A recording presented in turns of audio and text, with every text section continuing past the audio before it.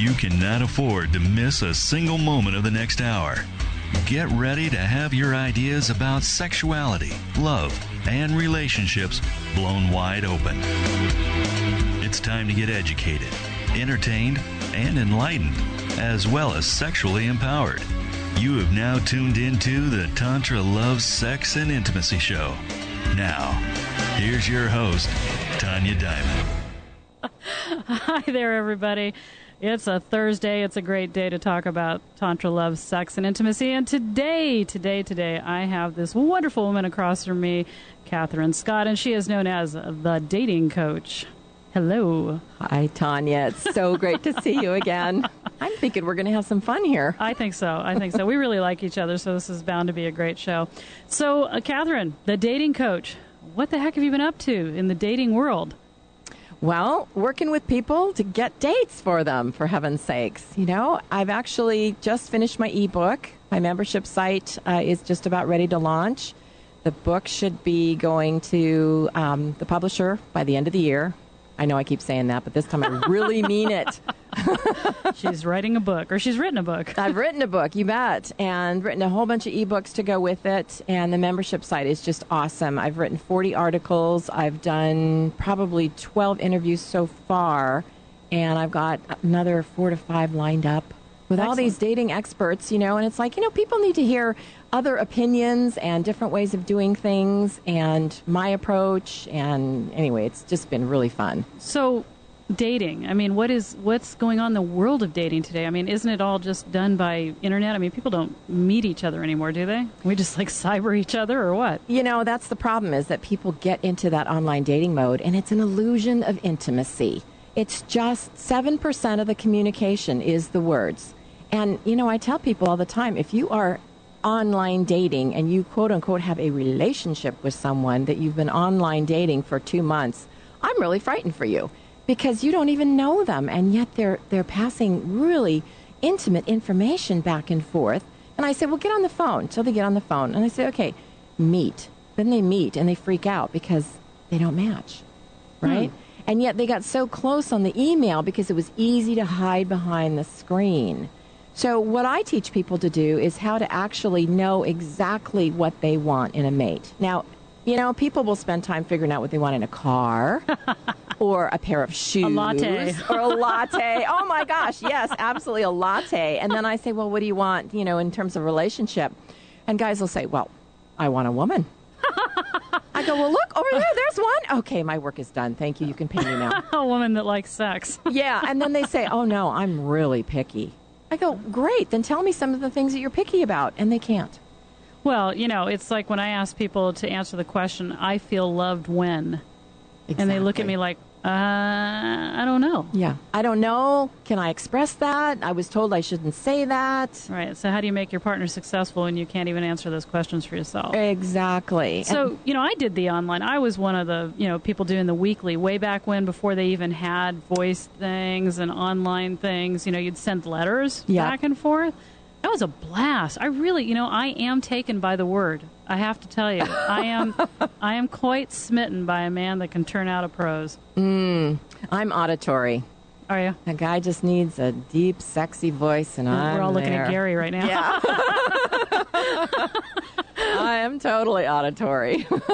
So, you know, I get what you were saying about that, because, you know, I did the online dating thing, and I had like 150 dates 1 month, and I mean, I did all sorts of this rock. crazy. I did all sorts of this crazy stuff.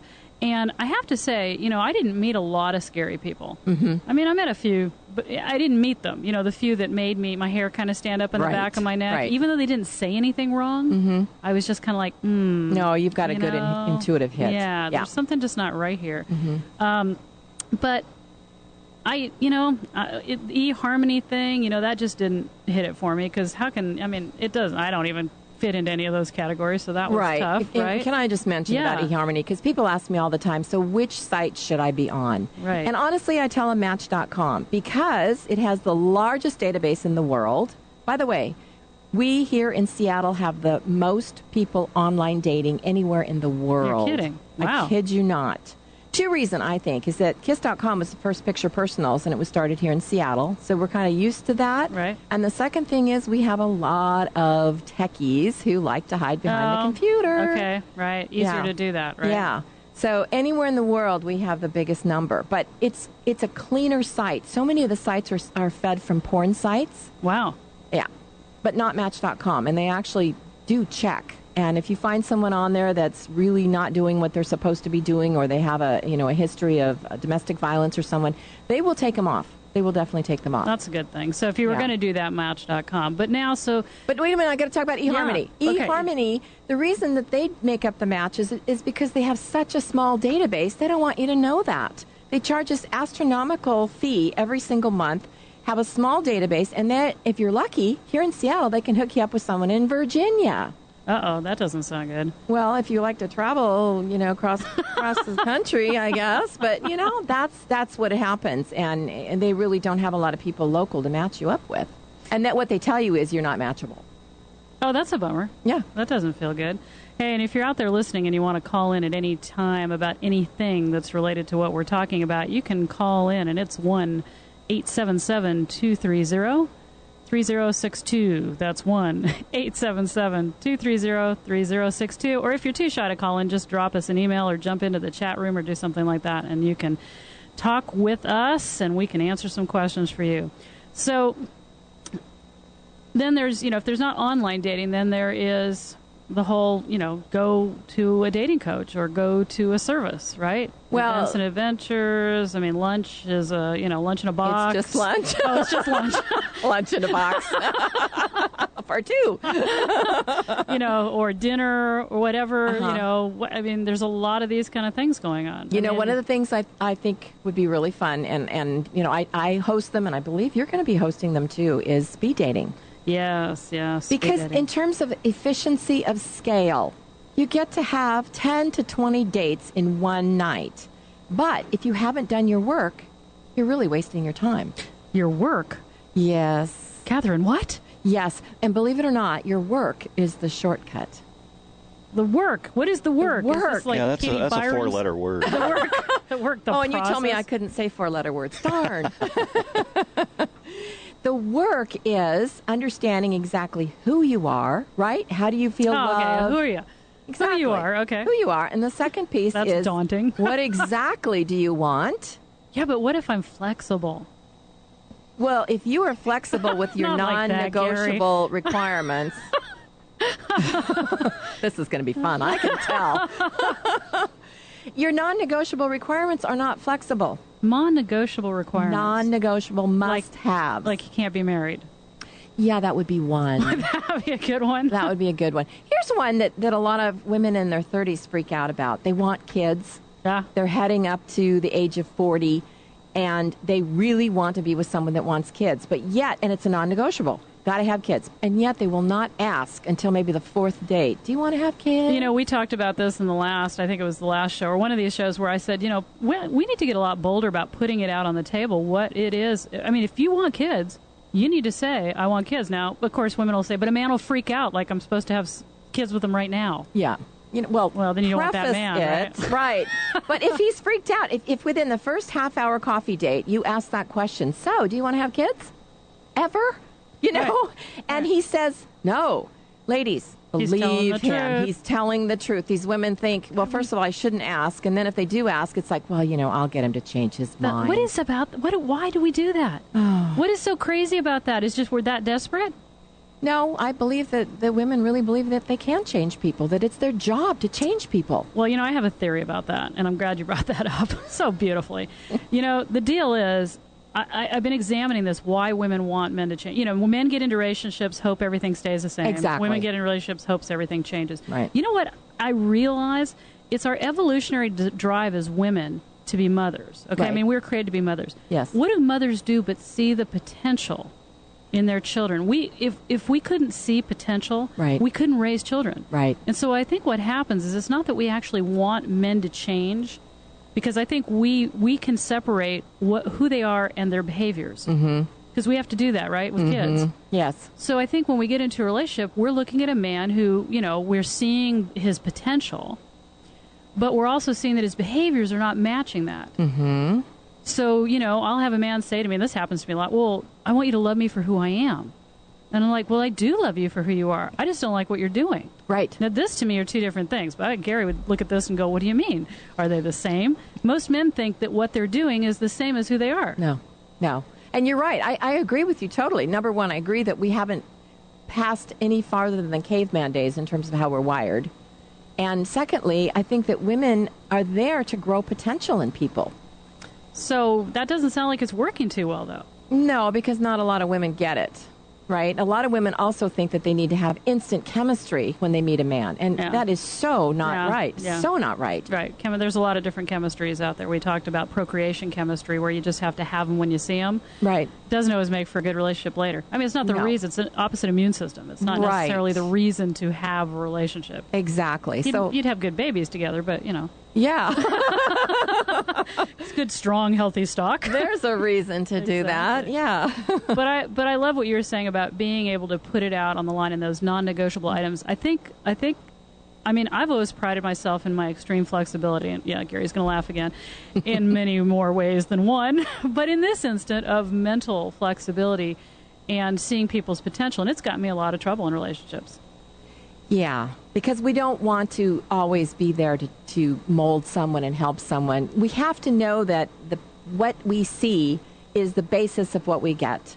And they may grow, they may not.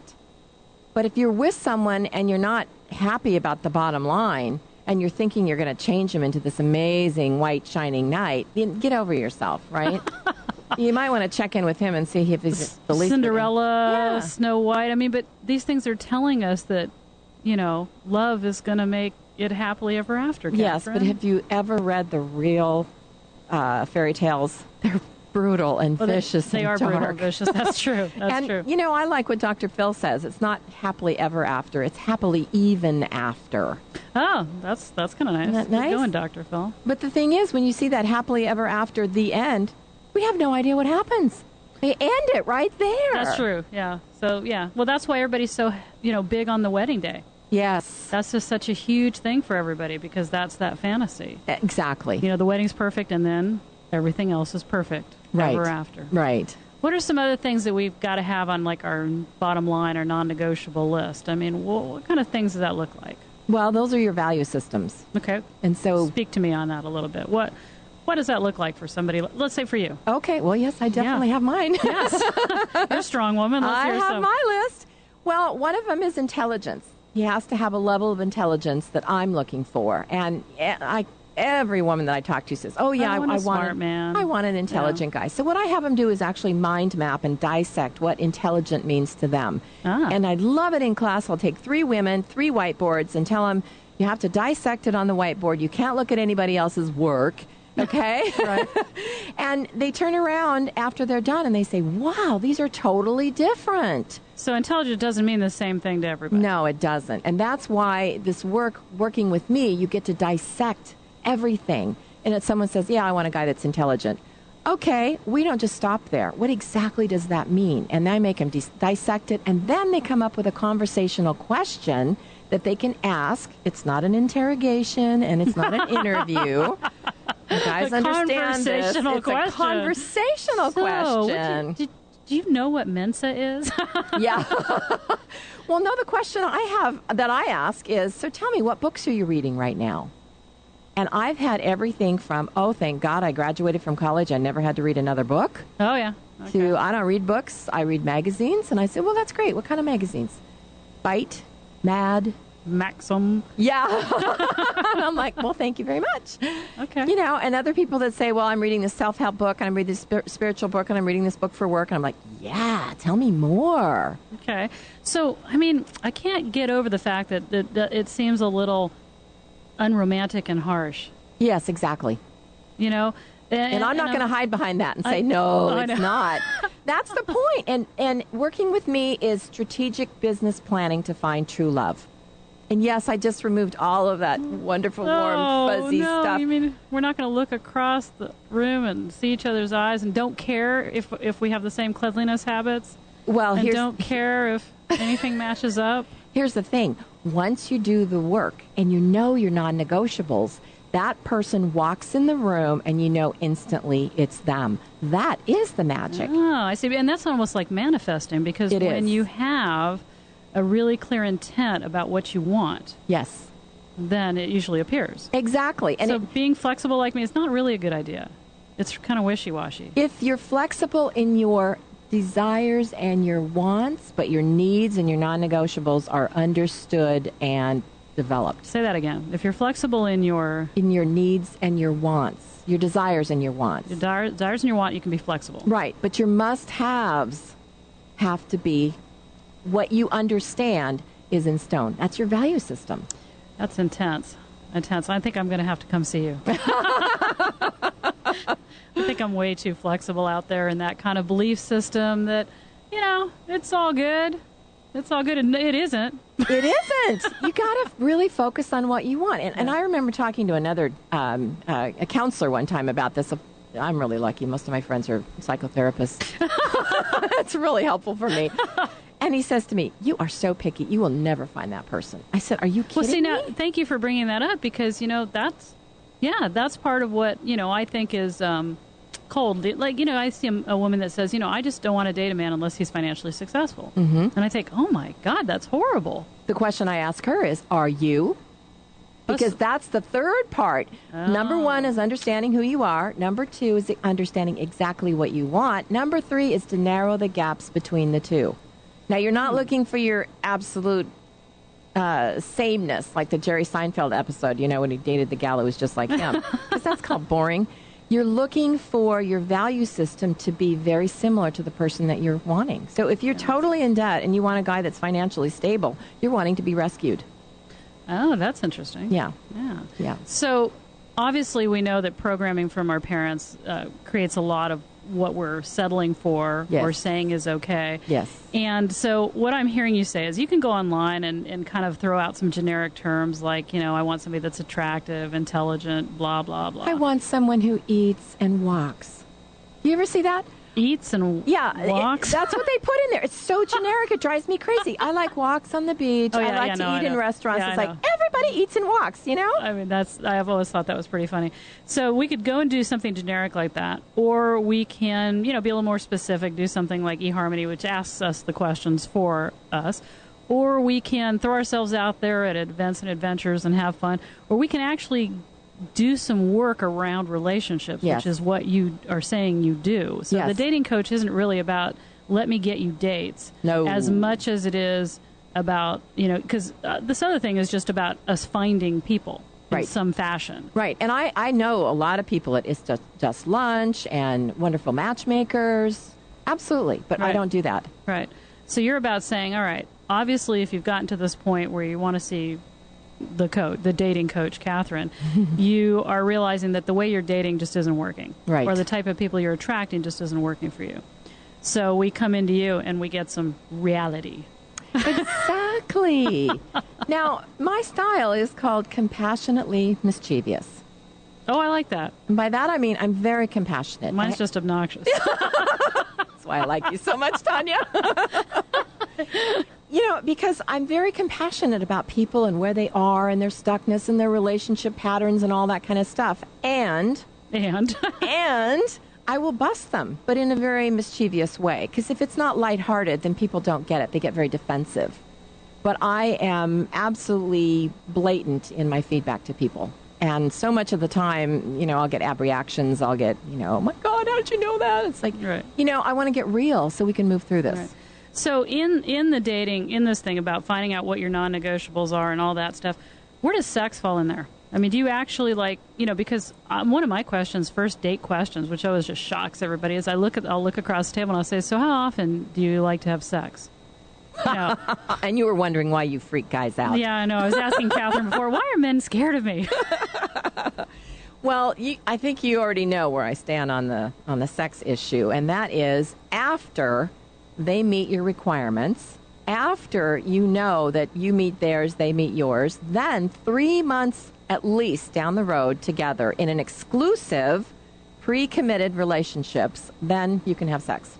So, that flies. I mean, I say the same thing, right? And people freak out. They're like, but you're the sex chick. You're the Tantra teacher, and you're advocating people, wait and get to know each other. Oh, my. Yeah, I know. It's kind of scary. But I do actually advocate that. But what I'm asking is in the question of, defining your non-negotiables. Do you put sex in there? Absolutely. Because, especially for guys. And women, too. Because, Yeah. if you're sitting across the table and this guy's saying, I want to have sex 4 times a day, and the woman's saying, I'm happy with sex twice a month.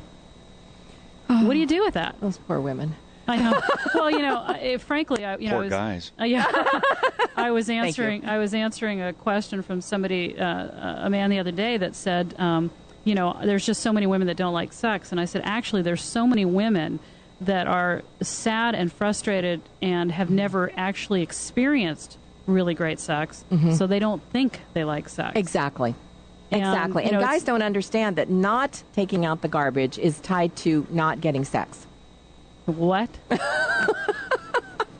Women bring what happens during the day into the bedroom. I know. How weird is that? I know. And guys compartmentalize everything. They're way smarter in that regard. Yeah, it is true. When they're thinking my penis Right. during sex. The woman's thinking the PTA meeting. Did I get the shopping done? Oh, that felt good. Yeah. And you know what? You didn't empty the dishwasher like I asked you to, and now I have to get up early, and now I'm mad. So there isn't going to be any sex tonight. Interesting. So you don't know that, obviously, in your non-negotiables. But, I think sex needs to be in those questions, though. I think sex needs to be up there. And people are afraid to just put it out there because, once again, maybe they don't even know. Well, and that's just it. I kind of go roundabout. I'm not quite as direct about it as you are. Oh, I'm bold, honey. In your face. But what I do is I teach them how to enjoy it, how to get your partner to enjoy it more. It's really about, number one, understanding what you need to feel loved, what they need to feel loved. And when you work with me, you must read the book, The 5 Love Languages for Singles. Great book. It's a great book. So most people give what they need to the other person. I know, we talk about that all the time, right? Yeah, and so they're not feeling loved. So if you want to increase sex, boys and girls, the thing to do, men and women, excuse me, I better be careful here. The thing to do is to give your partner what they need and request what they need. Not what you think they need. No. Have that conscious conversation. You're asking us to communicate a whole heck of a lot here, Katherin. I mean, know. most people just want to fall into bed. Yes. You know, that Hollywood version of you meet, you tear each other's clothes off in the elevator and everything works out. Mm-hmm. Don't Gary's you just like, love that? That works. I mean, I do like that. But I find that doesn't work very often for most people. I mean, they're not having any conversations surrounding any of these intimate details. Right. And no eye contact. You know? Yeah. Kind of need that, too. Right. Talk and eye contact. That's the key? Talk and eye contact, Okay. Gary. Try it out. I'll try it out. I'm talking about talking with your clothes on. Oh, I do that all day. Gary. We love Gary. Talking with your partner about sex before you do. And one of the things you need to talk about is STDs. No way. Yes way. And you don't get to lie to your partner about that. You know, get this out on the table. Which date is that? Well, first you have to figure out what your requirements are. Right. And it should take no less than 3 dates to figure that out. This person matches your requirements or they don't. Right. And so most of what I teach people is exit strategies. Exit strategies. I mean, it's not just okay to say, you know what, you seem really cool, but it just doesn't work for me? Gee, there's my exit strategy that I tell people. Is it? It just freaks people out. You know, guys are like, well, I'll call you. No, you're not. No. I love it when, I remember a man saying to me once, I'll call you. And I looked at him and I said, really? When? Yeah. And he looks at me and he's like, and I said, just something you say. Yeah, I said, don't tell me you're going to call me. Say, hey, not interested. Right. That's cool, because, women wait by the flippin' phone. Yeah. They do. They wait there. Hey, men do too. Do they really? Men do too. No way. Gary, did you wait by the phone? Gary doesn't remember. That was many moons ago. You know, if you're a man... But I'll stand by what Marsha Brady said when she learned in an episode in Brady Bunch was something suddenly came up. Oh, there you go. Something suddenly came up. That was what they taught us in the 70s, you know. Something suddenly came up. Oh. That's going to make me feel really Yes, good. I totally Easily understand. let down. Yeah. If you're out there wondering, having a question that you're burning desire to ask, you can call in at 1-877-230-3062. That's 1-877-230-3062. Yes, that's me reading numbers. And so exit strategies are pretty important if you're dating a lot, I guess. Absolutely, because otherwise they get into those serial monogamy relationships. Those little mini marriages that they know within a couple of dates it's not the right person, but they're going to, check it out. They'll stick it out just a little bit longer, like 6 months, 12 months, 18 months. Yeah, but, our moms tell us that relationships take work. They do take work. But the work is up front before you get into the relationship. And then there's a different kind of work when you're in the relationship. See, I always like to think of it as the actual relationship shouldn't take the work, but issues in the relationship should. Well, issues, if you have the right partner, are definitely going to come up. Right, because they're going to trigger.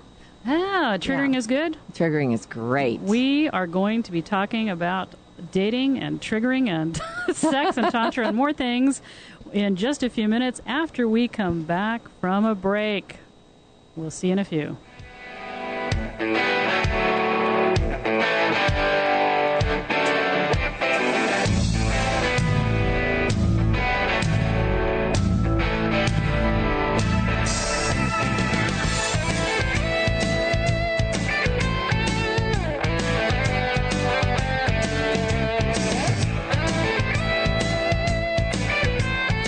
Hello, this is James Arthur Ray, and you are listening to the best network online, Contact Talk Radio.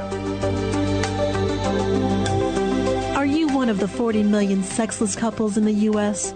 Are you wondering why having sex leaves you feeling lonely? Are you suffering from the myths of sexual dysfunction? Do you know in your heart that there has to be more than what you're currently getting out of making love?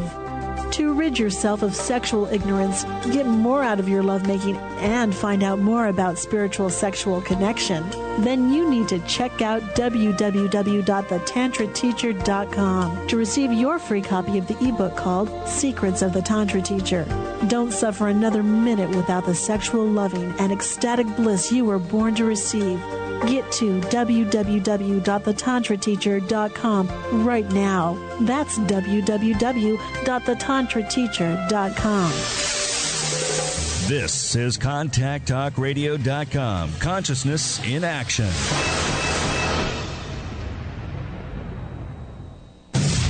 Be part of the show. Call now at ContactTalkRadio.com at 1-877-230-3062.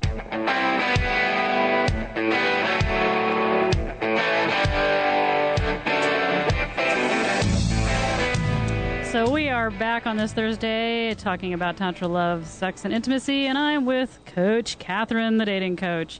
And as you know, having a great time, right, Katherin? Absolutely. This is a blast. we're having a blast. Too much fun to be had on the radio in the middle of the afternoon anyway. That's legal. So triggers. We were talking about, we had talked a little bit about exit strategies. When you're dating, you obviously have to have a way to let go of somebody, and we're really uncomfortable with that. And so you said you had some exit strategies. What are some of those? I mean, mine was just like, hey, thanks, you're a nice person, but I don't see this going anywhere. Tanya, that's it. That's it. You're a great brutal. person. I enjoyed our time together, and I wish you well. Isn't that like brutal? I mean, aren't they going to be hurt? They're going to be more hurt if you say, I can't wait to see you again, and you don't call, and you don't respond, and you have something that comes up every time they call you.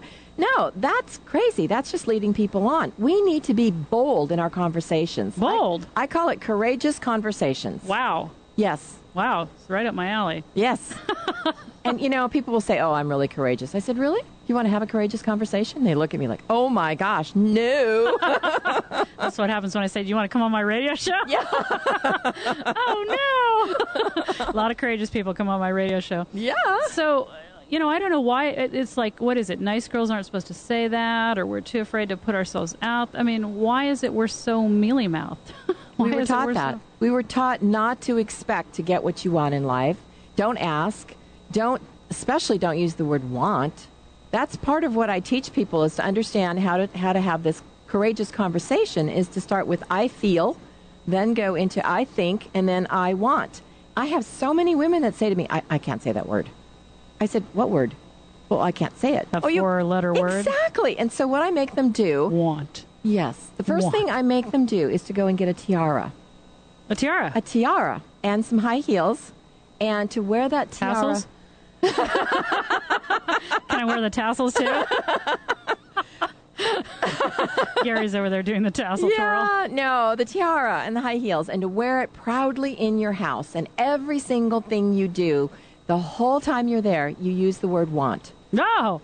Yes. I want to go downstairs. I want to fix dinner. I want to open the refrigerator. I mean, I'm serious. Every single thing. I want to take a step. I want to put a dish in the dishwasher. And it gets to be such a repetition that they say to me, I can say that now. So when you look at your man and say, I want to unbutton your jeans. Yes. It works. I want you to come over here now. Oh, yeah. Yeah, well, this is good. This is good. That reminded me of Mama Gina's book. Have you ever read Mama Gina? Mama Gina, The School of Womanly Arts or something like that. Really geeky kind of title, but it's about living in pleasure. And she does the tiara thing. And her whole spiel is that... I thought that was my original thing. I don't know. I mean, but her whole thing is about the fact that we need, as women, to learn to live in pleasure. Because if we live in pleasure, we feel juicy and wonderful and exciting about ourselves. Right. And our cup is overflowing. Then we are giving that to the men in our lives, and we're giving that to everybody. Exactly. And so it's kind of a really cool thing. Mama Gina starts with a G, G-E-N-A. But that's wonderful. It's fair because she has a school like where she teaches this. And I love that she goes by Mama, because how many of your mothers, ladies, taught you this? Right. No, but none of us. No. Right? None. No, we're supposed to just be good girls, be quiet. Yeah, my parents failed miserably, obviously. with be quiet part? Yeah, a lot of it.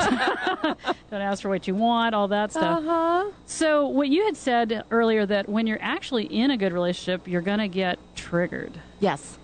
So what's up with that? So if you follow this communication, this courageous communication wheel that I teach people, you start with I feel. Yeah. And then you go into I think. And that's always easy for people. That's why I make them start at the I feel part, because they really need to get in touch with their feelings. Yeah. And then I think, and then I want, and then I have them look at their body sensations. Really go inside. What's going on? Where did this come from before? Where is this familiar from? Because that person in front of you is not the one that is triggering you. It is something from before. And I know this is all that counseling stuff, but it is true. And so, in fact, I had a friend that if I would get triggered by him, he would say, so, Catherine, whose face am I wearing right now? Right. Because it is someone else's face. And then I have them go to the fifth step, which is their body language, to really open up their body language instead of, recognize your fists are clenched, your arms are crossed, and you're just freaking out right now. Let's calm down and think of where this trigger came from, and then where else and where else and where else. So, for example, let's say, and this is when I step people through this a lot, let's say you're at a coffee date, and it's 7:20. And you were supposed to meet at 7 o'clock. And they haven't called, and they're not there. How are you feeling? Well, I get everything from I'm really pissed off to I'm concerned to I'm afraid they got in an accident. Okay, great. That's great. Let's start with that. And then what are you thinking? Well, I'm thinking that we were going to meet at 7 and they forgot, or I'm thinking they're rude, or maybe I'm thinking they don't have their phone. So what do you want? I want them to call me if they're going to be late. Okay, then we go to the trigger part. And all of a sudden they look at me like, oh, my God. And I'm like, what? Well, when I was turning out in high school, my mom was supposed to come and get me, and she was always late. She would always be a half an hour late. And say, so you have a little bit of energy around this? Right, yeah. And so if they walk this courageous wheel before the person shows up, then they have that clear, conscious communication as to how they're going to have this conversation with this person. And it's really about them. It's not about the person that's late. Right. Well, so much of our lives is molded by our programming and our perceptions, and part of Tantra is energy work. Absolutely. And of course, that's the manipulation of energy and learning how to. I teach the same thing with people about their bodies. Like, where do you feel that in your body? Exactly. If you're feeling it in your throat, in Tantra, that's about truth. Right. So you've got speaking your truth. Yeah, speaking your truth. Your heart, if it's in the middle of your chest, it's your heart. What's going on with that, or your power center in your gut, your sense of self. Yeah, right. So, wanting to do something dangerous, that's your sense of self being totally out of balance. So it's interesting that you're saying we need all of these kind of skills, or our own personal awareness to walk in the universe. And I think most of us are walking around unconscious. Well, or you could hire a dating coach. You can hire a dating coach and find out, or a Tantra teacher. Or a Tantra teacher, exactly. And find out what in the world is keeping you back from getting what you want, need, desire. Why are we settling? I'm so surprised. 40 million sexless couples in the United States. I have men all the time. You can go on all these sites and you see all these married men saying, my wife doesn't like sex. She doesn't understand me, whatever. Right. Here I am. And when I proffer to them, I'll write to them and say, hey, guess what? I'm really great at putting couples back together. That's terrific. I know, I love that. I look at that guy and I say, why don't you spend as much energy working with your wife as you are online trying to find someone to have sex with? But because we're men's advocates as well, yes, I will say that a lot of these men have tried every single thing they can, but it's lack of education. It's lack of education. So, nobody's here dissing men or women, because quite frankly, we're all in the same boat. We are all completely miseducated or uneducated about what each other really needs and wants. I think you're right on the miseducated. Yeah.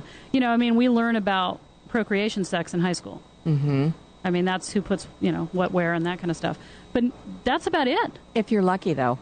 My mother told me that when you hold hands, you get pregnant. What? Serious. You're out of your mind. I hope she's not listening. That's crazy. Isn't that crazy? Yeah.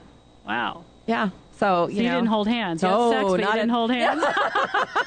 No, I was one of the late bloomers. Well, that's the scary part, though, because if you actually tell somebody, when you hold hands, you get pregnant, that gives them pretty well free reign for everything else. That's right. Since you haven't told them about anything else, they're not going to even contemplate that. Right. Well, as long as we do this without touching our hands. Don't touch my hand. The guy's like, well, that's a little weird. Yeah, no, serious. And I'm sure my mom isn't any different than most of the people my age. That's what their moms were telling them. A lot of interesting things out there. Mm-hmm. I think that women are just as sexual as men, and I think women get more sexual as they age and let go of all the garbage in their heads about their bodies and stuff like that. Absolutely. And I think that when a woman or a man says sex isn't really important to them in their lives, there's something wrong. Well, you know what I like to say? You're either in denial or you're lying to me. Or they've buried it so they're in so much pain. Exactly. But that's not denial. That's denial. Yeah. They're just covering it up. It's like someone will say to me, I don't need a relationship. I am so happy in my relationship. And, in all of my single friends and all that, my family. And I said, that's absolutely right. And they say, well, why do I need a relationship? I said, if it's not value added, why would you be in that relationship? Right.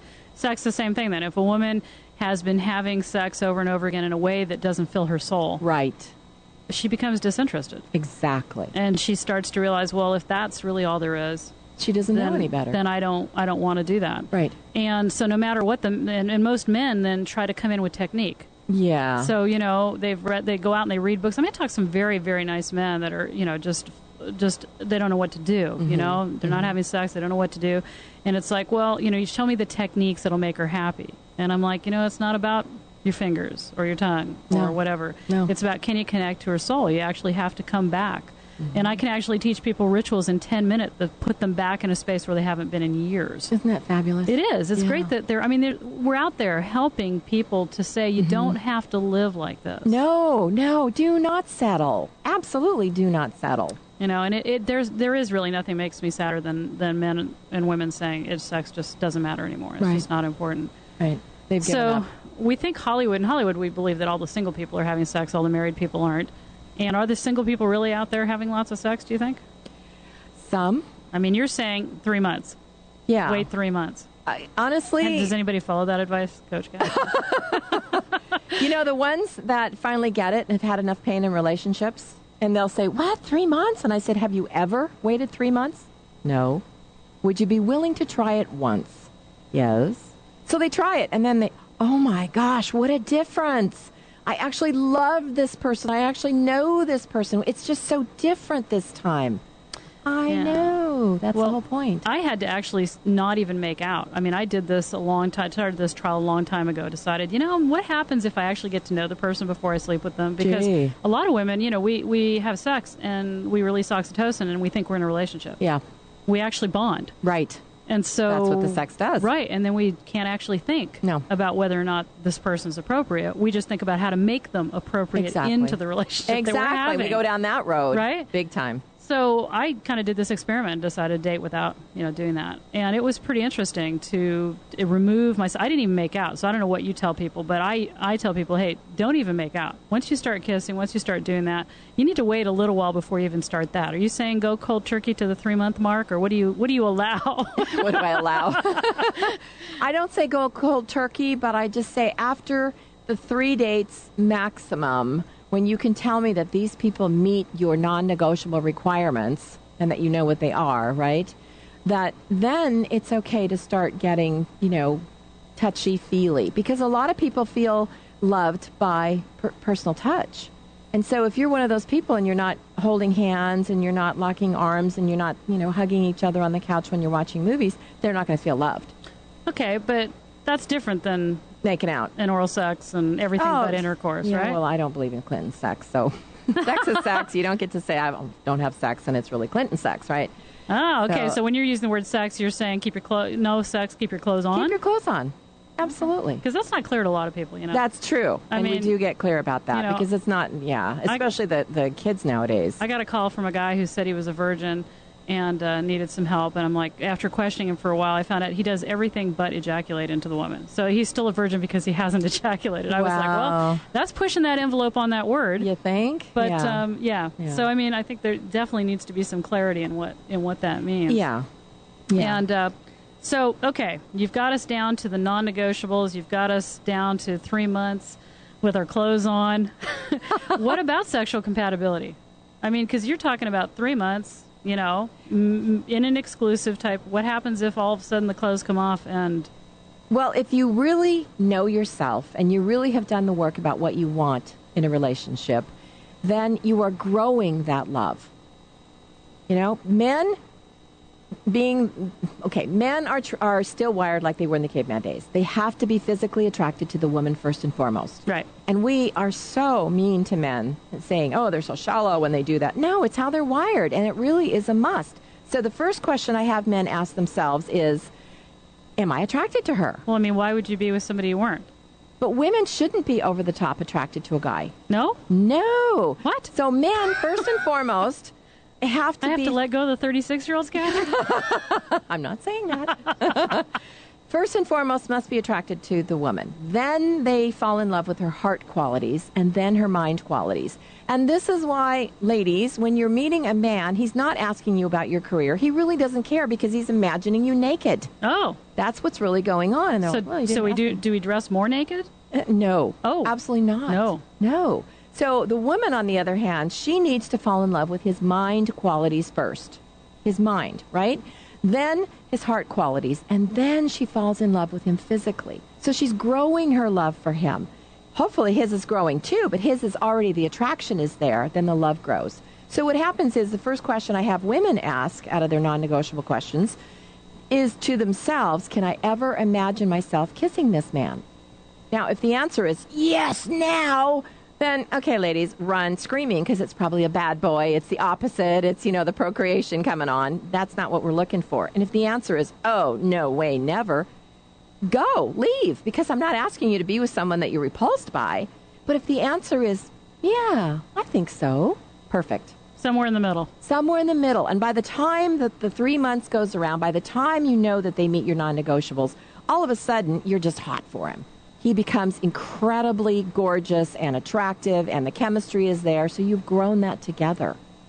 And, of course, there are people that are not in that stereotype. There are people that actually come across differently, aren't there? Men and women that actually are more interested in the visual than that, and men that are interested in the heart and don't care about the physical as much. Yes, but we're still wired that way. And the women that have to have that physical... it's because they have no clarity on what they're really looking for and what's important to them. What if all I want is a hot body, Katherin? Well, then you go for that. And protect your heart. Yeah. Because this will not turn into a long-term fabulous relationship. But enjoy the heck out of it. I have no problem with that. So as long what you're saying is seek clarity. Seek clarity. If you're dating and it's like, okay, you have sexual needs and you want to date just to have those sexual needs fulfilled and you're not looking for a long-term relationship, you should be completely clear about that. There are 4 reasons to date. Number 1 is friendship. Number 2 is companionship. Number 3 is sex. And number 4 is long-term. So companionship and friendship, you had those as different? Yeah, they're a little bit different. What does that look like? Okay, now you're getting clarity. I want clarity, Katherin. Give me clarity. The companionship is more about that social. We get together and, someone to go dancing with, someone to go to the movies with, someone to party with. The friendship is the one-on-one. Okay. But when people just say, I'm looking for a friend or I'm looking for someone to hang out with socially, then people don't believe them. Or, hey, I'm just looking for sex. Be clear. If that's what you want, be clear. But if you're looking for a long-term mate, then say that. I don't think there's a lot of women out there that are just capable of having sexual relationships without, like you said, getting their heart involved in that. Right. I mean, I experimented with that as well because, I like to experiment. But that was an interesting thing that even knowing, I remember this one-night stand where the man touched my face and I said to him, you can't actually do that. And he's like, what do you mean? And I said, that's one of the most intimate gestures on the planet that you could do to a woman. Yeah. And I love you right now. I know this isn't going anywhere. Right. I get that. I'm totally clear with that. Mm-hmm. And yet this just activated all my senses in that direction. Exactly. And that's so unfair. Yeah. And so there's certain things we need to be aware of if we're going to, quote unquote, play in that arena. Exactly. Protect your heart.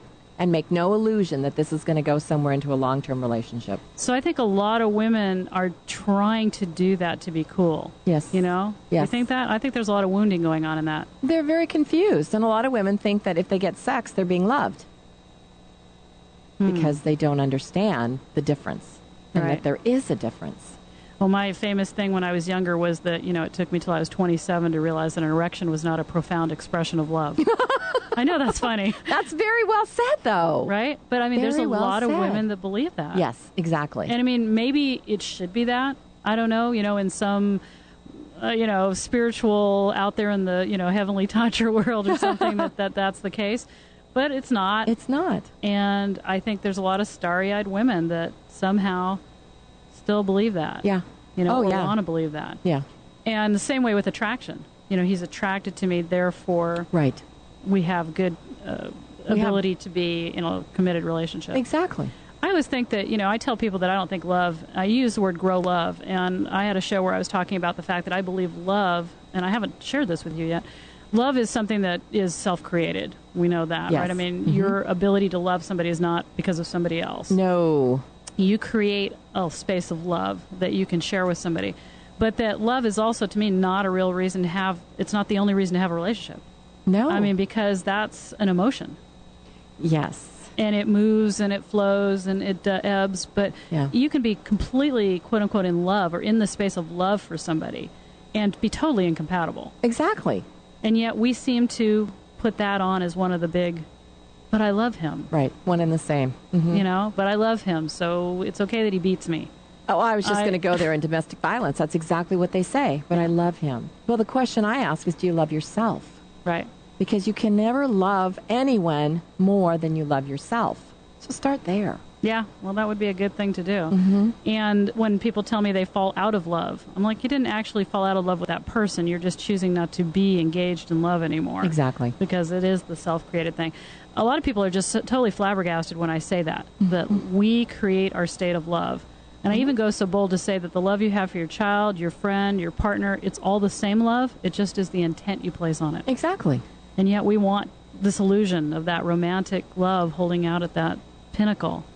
So what you're saying is no. Yeah, it's great and it'll be there. You can make arranged marriages where people don't know each other at all. Exactly. And have the same values. Yes. And that's what you're saying. And they grow to love each other. Yes. And those are amazing. And I've studied many, many cultures and their different ways of putting people together. And, they're looking at astrology. They're looking at values. They're looking at the level of status. They're looking at all kinds of things. And they're very successful. I know. I was reading about a bunch recently, too, and I thought that was completely amazing, that the love came from the respect, from the knowing each other, from each other, having to communicate to get to know each other. Yes. And to put their values and to put their feelings ahead. I thought that was so fascinating. So we're just so messed up, and we're going about it like all the wrong way. Yeah. Well, I say there's 3 things that you need in a relationship to make it work. And the first thing is mutual respect. And that comes from that self-love, ability to love someone else, but it's respect. If you don't respect your partner, you're done. If they don't respect you, you're done. Yeah. The second piece is to value the differences that you bring to the table. In the beginning, those are the things that bring you together. Oh, he's so fun, he's so this, he's so that. And later on, it's like, I can't stand that part about him. And that's what brought you two together to begin with. When you have differences, which you will, it makes you bigger together instead of different. And then the third piece is that alignment of purpose. And that's where so many people don't know what their purpose is. So how could they possibly find someone that has a purpose that is similar and in alignment? And you're noticing I'm not saying an agreement of purpose or similar purpose. It's an alignment. So you're supporting one another in your growth. But most people don't even know what's my purpose? So if you have somebody that's happy sitting at home watching TV, and that's what they're really happy doing, and then you've got this other person that's just a self-growth junkie. Good luck with that. Yeah, I've been there. It wasn't good. No, that's not going to work. It wasn't good. And yet still, I think I speak for a lot of women here. If I go to my idealistic romantic heart, like somehow it's just supposed to, like we're just supposed to love each other and it's supposed to be okay. That's that illusion of love. I know, illusion. Those are hard to break. Yeah. Those are hard to break. We see it all around us on the television and in books and fairy tales. Yeah, so the media is really pushing that. Oh, yeah. Yeah. So remember, it's happily even after. Happily even after. I'm going to have to try to remember that. Through. So, all right, Katherin, you've given us a lot to contemplate. I think there's, people listening out there are going to be going, wow, and what is my purpose? So if you're like in a relationship already, you can still do this work. And find out that you're not really compatible? No, what you need to do is find out what they need to be loved, find out what you need to be loved, and in just days, you can easily fix it. You can easily grow it and make it better. And I can give you dozens of examples where that works. Yeah, it does. I think so, too. I think if people are willing to sit down and be authentic and open, which is really, really difficult for most people to do because they're scared.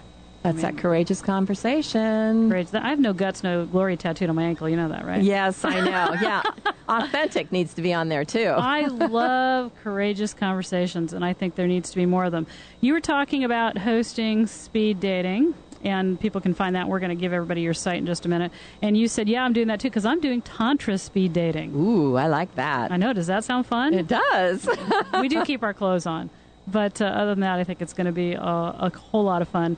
And you have classes. You do just personal coaching. I do personal coaching over the phone. I do classes locally. And now I'm going to start to travel. I've got a big seminar coming up in March that will be here in Seattle. And then we're taking that on the road to Denver and California and New York. And what's your website, Katherin? It is www.katherinscott.com. How do you spell Katherin? KATHERINSCOTT.com. So it's Katherin with a K, no E. And if we Googled the dating coach, would we find you? You would find me. Dating coach? If you Google dating coach, you're going to find me as number 1, 2, or 3 on Google at all times. She's always there. And I am Tanya Diamond, the Tantra teacher. I've got classes coming up for couples, singles, men, women. If you're breathing, you need to be at one.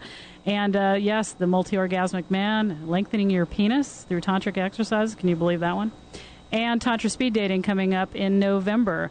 You can get to my site and get a free ebook. And I just finished another amazing ebook that's going to be coming out really soon on premature ejaculation, one of my favorite subjects, because I don't believe it's actually true.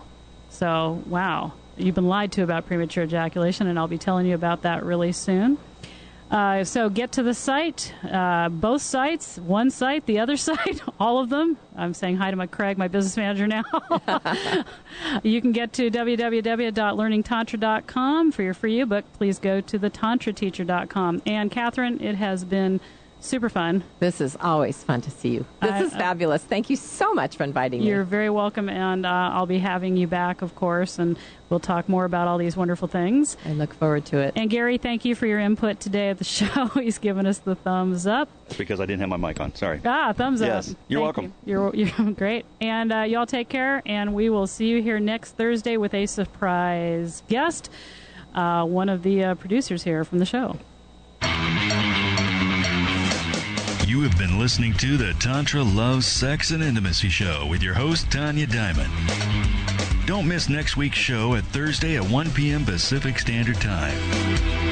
Until then, visit our website at www.tanyadiamond.com. That's TANJA for more information on workshops and classes.